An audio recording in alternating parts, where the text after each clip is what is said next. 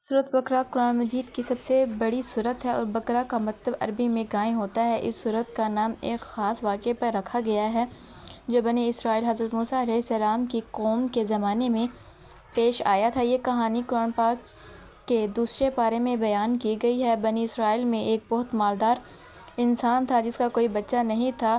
اس کا ایک بھتیجا تھا جو اس کا وارث تھا۔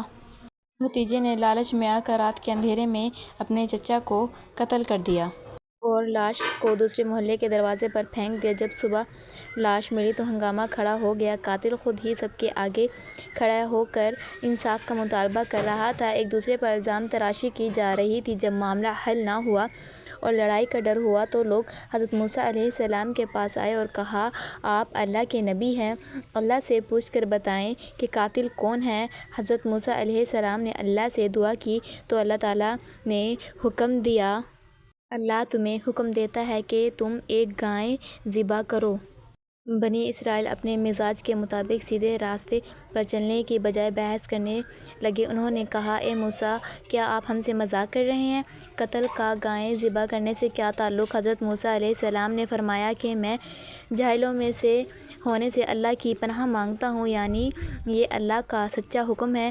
اگر بنی اسرائیل اسی وقت کوئی بھی عام گائے ذبح کر دیتے تو حکم پورا ہو جاتا، لیکن انہوں نے اپنی عادت کے مطابق بال کی کھال نکالنا شروع کر دی اور نت نئے سوال پوچھنے لگے۔ پہلا سوال، اپنے رب سے پوچھیں وہ گائے کیسی ہو؟ حضرت موسیٰ علیہ السلام نے بتایا کہ وہ نہ بوڑھی ہو اور نہ بالکل بچی بلکہ درمیانے عمر کی ہو۔ دوسرا سوال، اپنے رب سے پوچھیں اس کا رنگ کیسا ہو؟ جواب ملا کہ وہ گہرے زرد سنہرے رنگ کی ہو جسے دیکھ کر دیکھنے والوں کا دل خوش ہو جائے۔ تیسرا سوال، ہمیں ابھی بھی شک ہے، اپنے رب سے مزید تفصیل پوچھیں کیونکہ گائیں تو سب ایک جیسی لگتی ہیں۔ جواب ملا، وہ ایسی گائے ہو جس سے کبھی کھیتی باڑی یا کنووں سے پانی نکالنے کا کام نہ لیا گیا ہو، وہ بالکل بے عیب ہو اور اس پر کوئی داغ نہ ہو۔ اب گائے کی نشانیاں اتنی سخت ہو چکی تھی کہ ایسی گائیں پورے ملک میں صرف ایک یتیم بچے کے پاس تھی جو اپنی ماں کا بہت فرما بردار تھا۔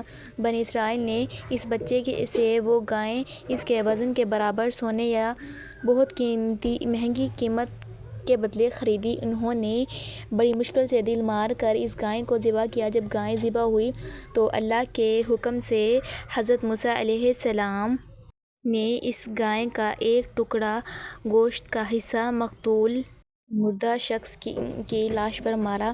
جیسے ہی وہ ٹکڑا لاش کو لگا، اللہ کے حکم سے وہ مردہ شخص زندہ ہو کر اٹھ بیٹھا۔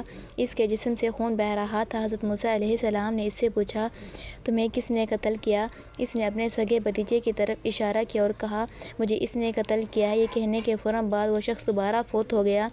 اس کہانی سے اطاعت اور فرمانبرداری اللہ کے احکامات اور بغیر کسی بحث و تعویل کے فوراً مان لینا چاہیے۔ غیر ضروری سوالات انسان کو خود مشکل میں ڈال دیتے ہیں۔ مکافات عمل، انسان گناہ جتنا بھی چھپا لے، اللہ اسے سب کے سامنے ظاہر کرنے پر قادر ہے۔ آخرت پر ایمان، یہ واقعہ اس بات کی زندہ مثال تھا کہ اللہ تعالیٰ مرنے کے بعد انسانوں کو دوبارہ کیسے زندہ کرے گا۔